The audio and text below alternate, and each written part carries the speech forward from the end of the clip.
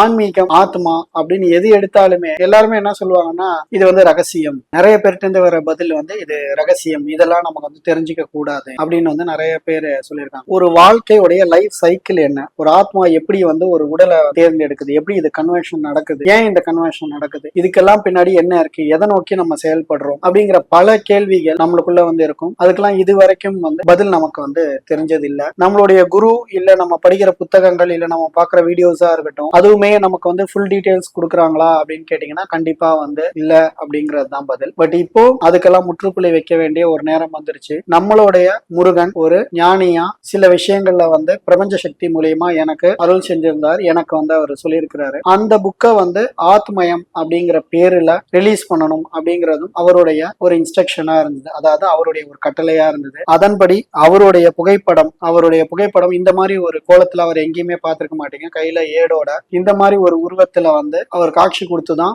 இந்த ரகசியங்கள் பற்றி வந்து சொன்னது. உங்களுக்கு நல்லாவே தெரியும், இன்னைக்கு நம்மளுடைய வாழ்க்கை முறை, விவசாயம், கலை, வீரம், இது எல்லாத்துக்கும் அடித்தளம் போட்டவர் வந்து முருகன் தான். அப்படி இருக்கிற அவர் சித்தர்களின் ஆதி சித்தன், முதல் சித்தனாக வாழ்ந்தவரும் அவர் தான். அப்படி இருக்க அவருடைய உத்தரவின்படி, அவருடைய வழிகாட்டுதலின்படி, அவருடைய கூற்றின்படி இயற்றப்பட்ட புத்தகம் தான் ஆத்மயம்.